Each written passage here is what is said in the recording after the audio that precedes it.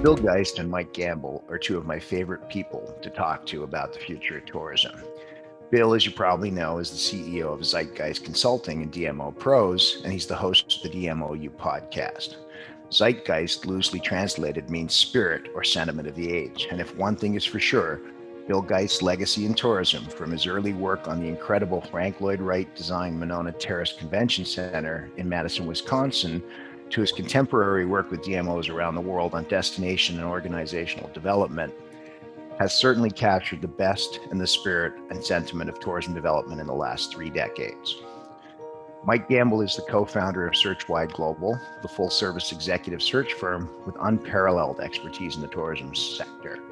From his early days as SVP of Sales and Marketing for the Philadelphia CVB to leadership roles with Marriott International, Mike has a very well-rounded view of the industry. He served on the foundation boards of Destinations International, PCMA, MPI, and he's the founder of Tourism Diversity Matters. Both Mike and Bill are empathic leaders with deep experience in so many aspects of what we call the tourism industry. And let me be clear, they are doers, not just pontificators. Last year alone, they jointly penned the white paper on board diversity for DEI. Add to that, Mike was the founding member of Tourism Diversity Matters with a mandate to be a diversity resource that will educate, advocate, engage, and empower the tourism and events industry. And Bill continues to be one of the strongest advocates of tourism community engagement, and as always, his DMOU podcast interviews some of the most progressive and innovative leaders in the destination industry. You get the picture. Two highly skilled, dedicated individuals who are doing their best and brightest all the time to see this industry grow, prosper, innovate, and sustain. Good morning, Mike. Good morning, Bill. How are you? Where are you? What's it like today? Go ahead, Mike. Yeah, good morning, David. Good to see you. Good to see you too, Bill. I'm in Minneapolis today, and a nice spring day, so great to be with you this morning. Well, it's great to see you. Bill, where are you today? I am just north of Madison, Wisconsin on a beautiful May day where we might be lucky to get over 60 degrees. So, but yeah, I'm not on the beach. Right? Hence, I was going to say, hence your choice of background. Yeah, and thank you for that very kind introduction. Yes. Well, you guys, in all sincerity, I admire the work you've been doing. And, as the old saying, when the going gets tough, the tough get going. You've done a lot of work over the last year, both of you. And I'm so proud to call you a peer. I literally don't know where to start with you. I very much want to talk about the white paper. I think it was a very important and very timely piece that played a critical role in what happens next. Mike, I want to talk about Tourism Diversity Matters, but I also want to talk about, mobile workforce, Gen Z. But let me start by doing this. I'm going to throw it to you, Mike. And we haven't talked in about a year. We've all been out talking to our peers, but what do you want to talk about from the last 14 months that really is top of your list? Yeah, thanks, David. As you and I talked about a year ago, is this complete devastation of our industry that we all have been living through, both personally and professionally. The tourism destruction. They couple that with the civil unrest. And being based here in Minneapolis, we certainly were front and center on that. But what it really created for our destination leaders, especially, is the greatest leadership challenge of our time, and on so many different levels, that I don't think any of us were prepared for. But now, as we kind of relaunch, and we're seeing really great signals of coming out of COVID, and we're all excited about that. What's on our radar and what we hear our clients talking about and what we're talking to them about is really what an opportunity to rebuild differently, and look at that, reimagine that organizational chart, if you will, from many different perspectives, but primarily with DE&I right in the center of it. And that's exciting to us. And I know we'll talk about it later, but I just want to say, Bill and I have been friends a really long time. And after the killing of George Floyd, I think we all sit and go, what can I do? And I right away thought about Bill, and I thought, we can do something. And that's where I called him, and he's written books on board governance and so much good work. And I think together we did good work with DI on that white paper, board white paper, diversifying your board. So we look forward to chatting more about that. But those are some of the things, Dave, that we're hearing today and that we're talking about today. Well, I love it because I was fiddling around with names for this episode, and Bill, this as you noodle who's on and what you're talking about, and I swear I ended up with two words. I was going to call this episode "Better Different," and I think you nailed that right out of the gate, Mike. We can rebuild better, different. Bill, the last year for you, it's been incredibly busy. I know you've tried to work across the country virtually. I know you've traveled a tiny bit. Um, what is it that's front and center for you right now? Right now, and it's been going on, and it's one of those things that it's kind of like, the frog in boiling water that doesn't realize as it gets hotter and hotter. I've been seeing something about boards over the past more than a decade, up until the 07, 08, 09 recession. I'd go in to work with boards on strategic planning, and they were on fire. They were visionary. They wanted to change the world. And then the recession hit and everybody kind of hunkered down. But that vision and that passion didn't come back. At least I wasn't seeing it. And it still is playing out that way.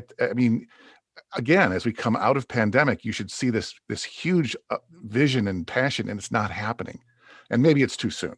But that really was the crux when Mike called me, is we were talking about how boards have kind of gotten, they've lost their way, I think, which, obviously my job is to help them refine their way. But we both commented that boards that are stale, male, and pale generally are some of the toughest boards to work with and some of the least visionary boards to work with. And it kind of hit us both during the conversation after the George Floyd killing. This is the root of the problem for boards, is that they're not diverse. And maybe this is the moment in time where we can say, hey, we've got some ideas for you that, let's kickstart the thought process so that we can begin to make these boards more reflective of the community, our industry, and where we want to be as a people going forward.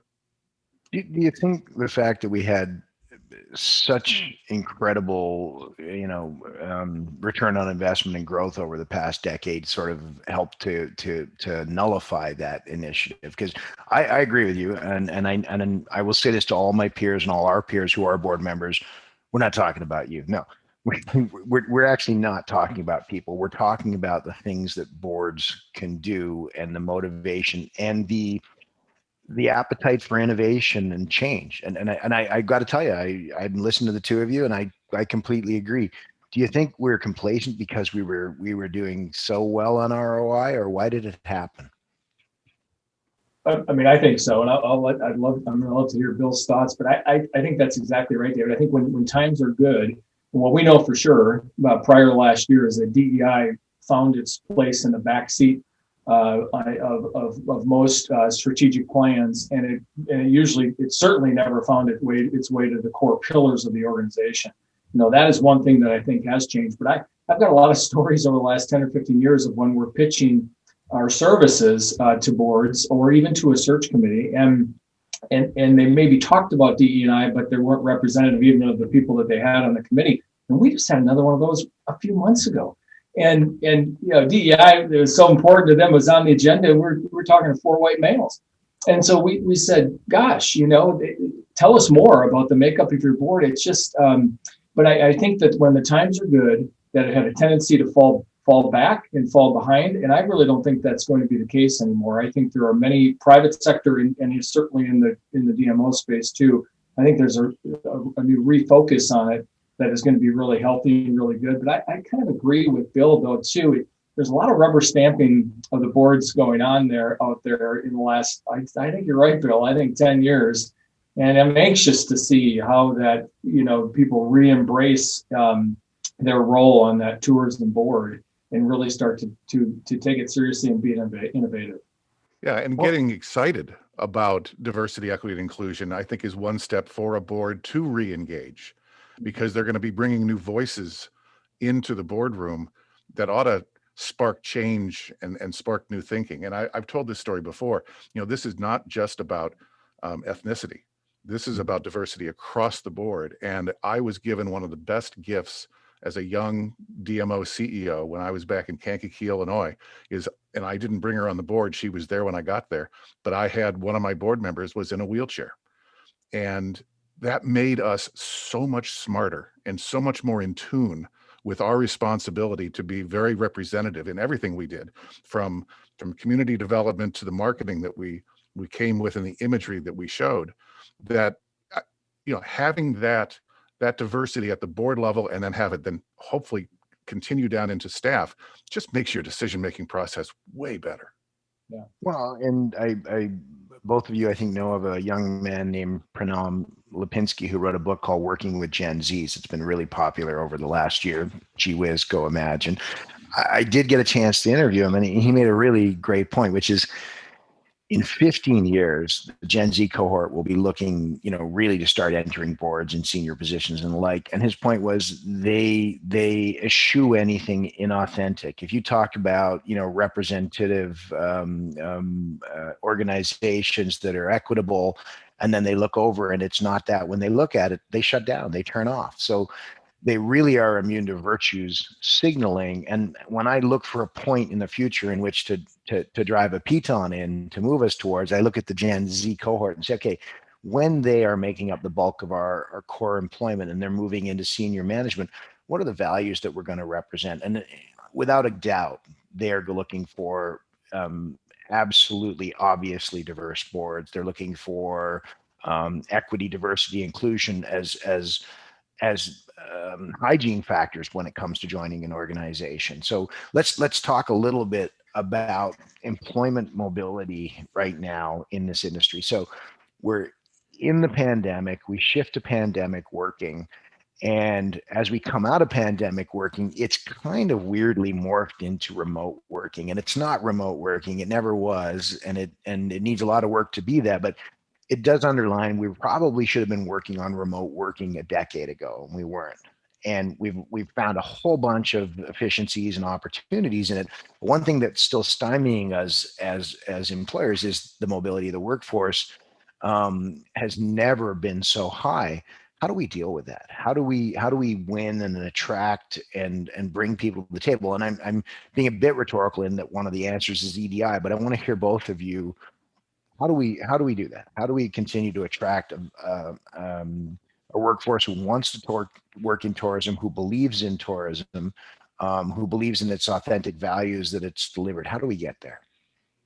The big disconnect really is our leaders. Most of our leaders are boomers, and they're very slow adopters and adapters to this, what you're talking about, David. Let's go back to the X and the Y and Z. They should be at the board table today. I mean, if you really want to diversify your board, it's Bill said it. It's everything. We're talking ethnicity, of course, but age as well. And I think that's what we see. And there's FAU just did a great study on, again, across all sectors of our greater industry. We really struggle with the way in which we think we need to demand excellence from these young people. And I'm sorry, they're not interested in all those old stories of 80 hours a week and how you earned your credits and your badges. It doesn't matter to them. They bring a different value, and we have to listen. We have better listeners than we are. So we're real focused on helping the leaders to better understand how to manage the youth of their employees more effectively than they are today. And I think for me, that's the biggest gap that we have with all of the sectors that we serve. So, yeah, Bill, looking at remote, I'm sorry. As you're out there working on this front line, I think I was about to ask the question you're about to answer. You're a good producer, which is, as you're out there working on it, what does that look like? Yeah, and here's the dichotomy, I guess, is that, to really bear the fruits of great staff diversity, you got to be working together. Yeah, that's not going to happen on Zoom calls, and it's not going to happen virtually.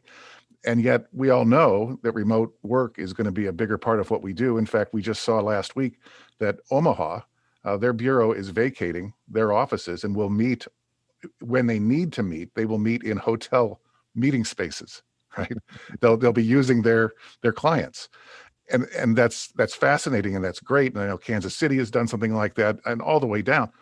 But one of the best staff cultures I've ever been with, and I can probably name 5, but one of them was in Anchorage.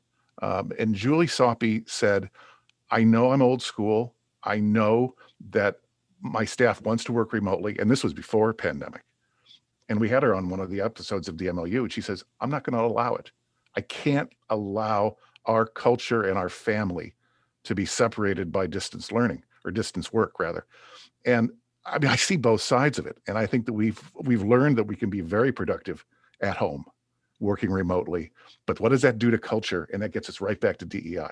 Okay, so great. Then here's where we go down the rabbit hole of you guys bringing up innovative and interesting ideas. Okay, in a workforce though, where we're trying to recruit tech talent, and let's face it, Mike, Bill, right now in the industry, we need a whole bunch of tech talent because we're just as we're 10 years behind on 20 years behind on board diversity, we're 10 years behind on this. We are still using dedicated systems. We're still owning our own content. We're still using single channel distribution sources.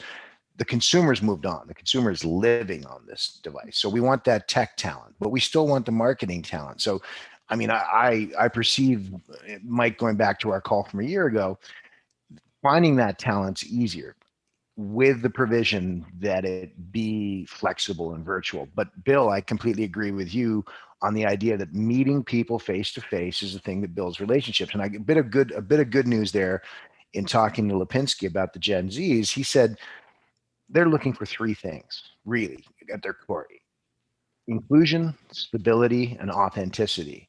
And the inclusion piece requires face to face. And we sort of end up going on in that discussion and talking about how work life will actually mirror more like what their university lives were like. You can sit home, you can do papers, you can crank out stuff, but sometime you got to go back into class, interact, because those ideas foment new ideas. And it's sort of a world recreated to accommodate that. So I wonder, Mike, are we heading to a hybrid system? I love the idea of getting rid of a set of offices. I hate the idea of not having an office. There's something in between. Well, for the DMO, I agree. I mean, I'd have a hard time running a DMO and not having the team there. And then, by the way, you're going to have a hard time with your stakeholders because you've got hoteliers and restaurateurs that are grinding it out every single day, and they're going to say, why aren't you guys here doing that with us? But here's the reality: the best talent is demanding flexibility, and they can and they will continue to do that. And so even up to the CEO level, and I'm not talking DMOs now, we've got a lot of CEO searches where a client said, well, they need to be located here. I'm like, well, I've got a search right now. I've presented 10 candidates, 8 aren't going to move there. 2 will do it, and they're going to do it remotely. Now, these are high-paying, amazing CEO role, and it took a long time to get our client to wrap their head around that, the board essentially. And they finally have, because they realize the best talent, if they really want the best talent, they've got to be flexible when we're talking about this. And I really see that, David, at all levels. And I'd say it's a hybrid approach. I think you're talking about a virtual CEO, literally? Yeah. What's that? Are you talking about a virtual CEO, someone who's not in market? In the private sector, that's a majority. No, that'll be more the majority than the minority for sure. And even in our industry, but the DMO, not so much. No, DMO, you can't do that, of course, but you still have to be flexible, I think, with your team to have a good balance between the two and show that you're forward thinking enough to attract the best talent, right? Or I just think that we're at that point, again, for DMOs specifically, where they've got to look at it a little bit differently. And it's not for all positions on the org chart, of course not, but you've got to try to make it work. So, Bill, your lane, the thing that you've done so well that I always talk about is your community engagement, alignment, and empowerment of stakeholders was decades ahead of its time. I think it's a model I would look at all the time and say, wow, we've got to do more things like this. Those jobs haven't been invented yet at the DMO. We're in a transition point where we're literally changing. How do we put that into place? We're all working on initiatives to engage our stakeholders, but it's kind of haphazard. Are you seeing a progress of that in an organized manner? Destinations coming to grips with the idea that if you're going to engage your stakeholders, if you're going to work with your community, then if the people aren't different, the role and function certainly needs to be. Yeah, I really did see that happening kind of organically on its own pre-pandemic. Obviously the pandemic has kind of stopped in its tracks because we've had to furlough and lay off some people, and sometimes the community facing um, individuals on staff were deemed to be less important than the people who were doing the sales and the marketing. And I get all that, but I think at the core, what we have to understand is that having boots on the ground of our staff members who are gathering content, showing value, just being present, asking, hey, how's things going? Just that we care, and taking the pictures, taking the video, bringing it back to the staff to upload and do all the things with it as we do our storytelling. You know, more and more, we actually had this conversation with the DMO yesterday. You know, having that person or persons on the street also works for you because it engages these people into maybe wanting to invest in the DMO, to testify on your behalf if things get tight, to begin to work on their sphere of influence and communicate the community shared value that is a DMO. So it's not just about, you know, gathering new content, but it's working on 3 or 4 different levels to make the organization that important.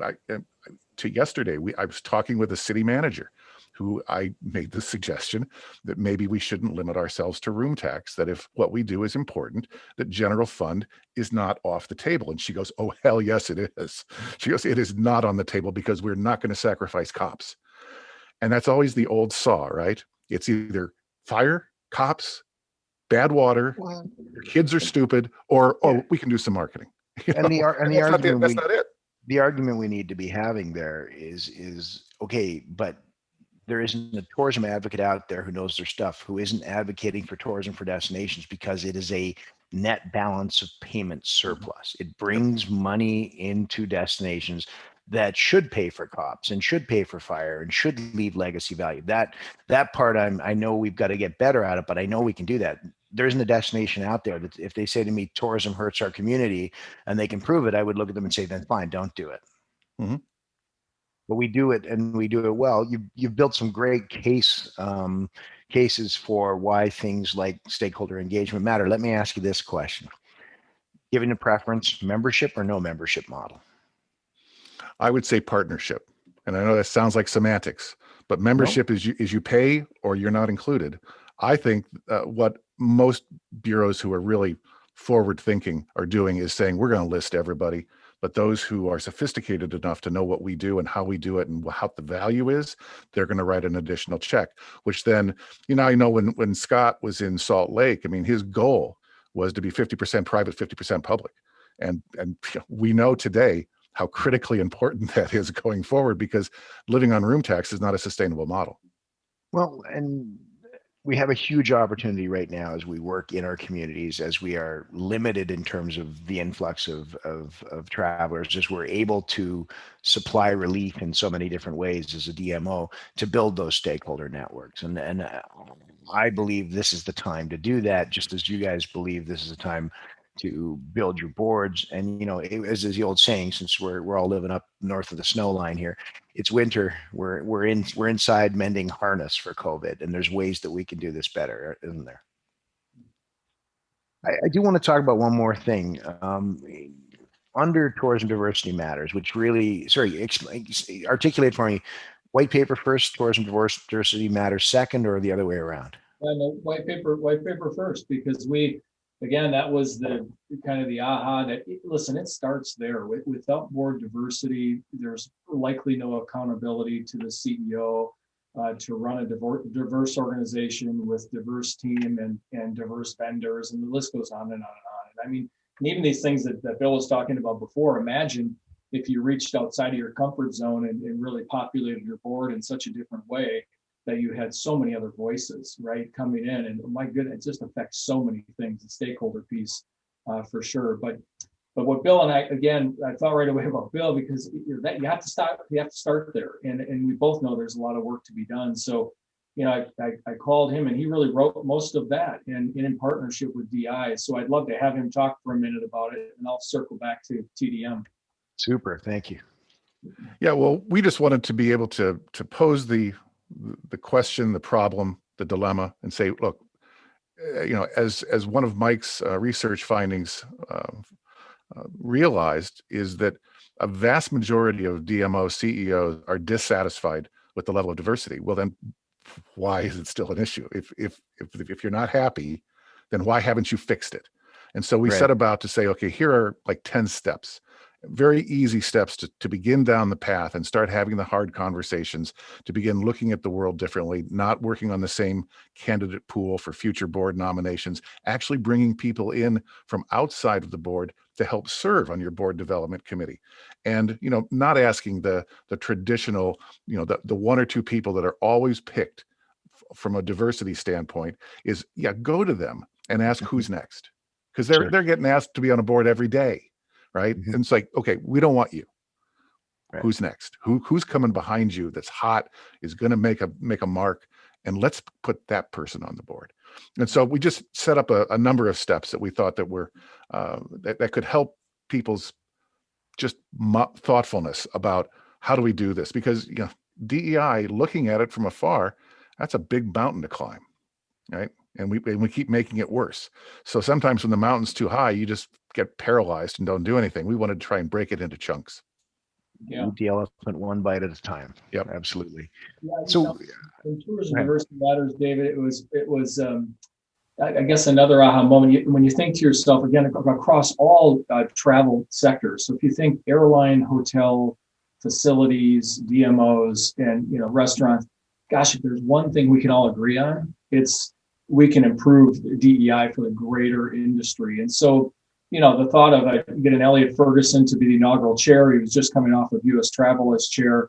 And as we started to put that board together, those are some of the shortest conversations I've ever had in my life. When I started to explain it, it was almost like I couldn't even finish. It'd be like, yes, I'm in, okay, great. And so we're not going to take away from anything that others are doing. It's going to be a collective impact model that really shines a light out. And Diversity Month was a good example of that. So what we did for the entire month on our blog, on the TDM blog, is we held up, PCMA, MPI, DEI, and Marriott and Hilton, and all these great companies and organizations and what they're doing to make a difference in DE&I. And now it's on one portal. We hope to have a lot of that. The best research for the industry, the best resources for the industry. If you want to do a microaggression session, think Tourism Diversity Matters, you come there, we're going to have that there for you. And just and then who's doing the interesting work? It's going to be the portal that has that. And then lastly, change the look and the makeup of us through the apprenticeship program and start to nurture young people and gain, access to this industry.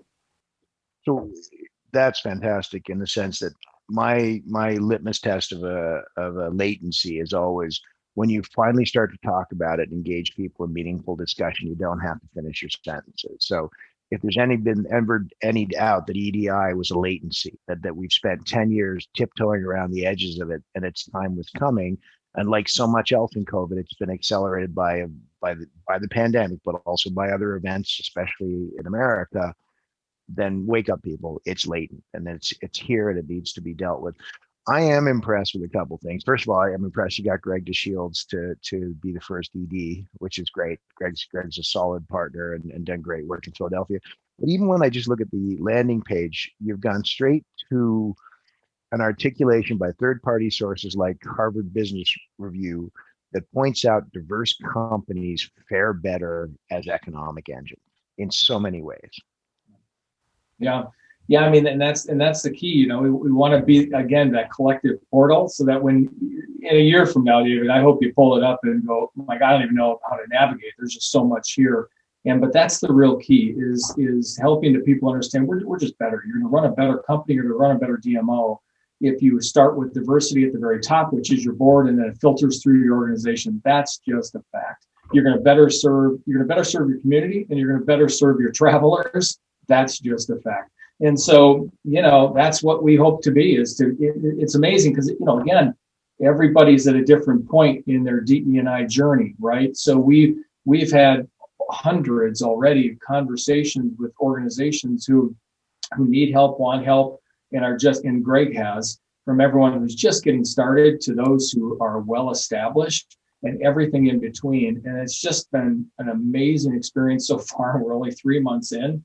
It feels like we're 3 years in, but we're excited. It's launched more effectively than I ever could have imagined, and I'm proud to be a part of it. Well, guys, I am encouraged that two of the top thinkers I know have found themselves in their own lives personally committed to something as important as this. And the work you've done in 18 months has been remarkable. I want to support it any which way I can. I know that you guys were part of developing, I think, the DI pledge for EDI diversity. Is that correct? Yeah, I think DI ran with that themselves. I don't think Bill and I were in it, but again, No. I thought it was great.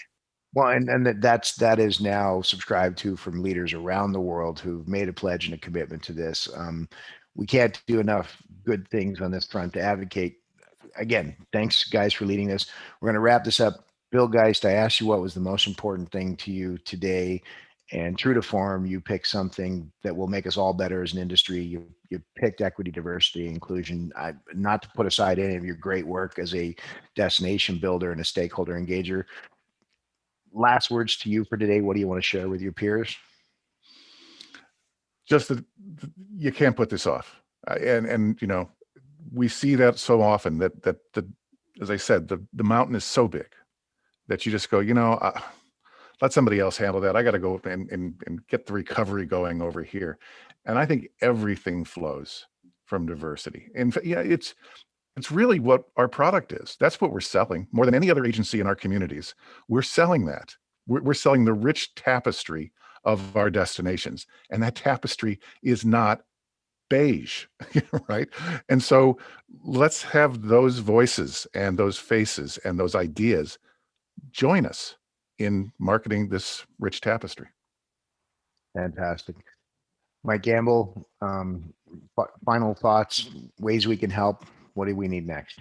Yeah, I would just say, David, DE&I, often people say, boy, we're going to incorporate our strategic plan as perhaps a pillar or something like that. And hey, that's a great start. But I would say it should be at the center of the strategic plan, and that all pillars revolve kind of around it. And that if you really do that, and you do that in a meaningful way, you'll have a different organization in 12 to 24 months. And then lastly, don't be afraid to rebuild it so that it looks differently. That's a little out of your comfort zone, because that's likely what's going to be needed. So, guys, great to have you both here. You're always an incredible source of wisdom. Your care and your thoughtfulness is legend. Come back. Yeah. Hey, David, thank you for all you do and for Simple View's efforts in the future of tourism. It's a great series, and we love your thought processes as well.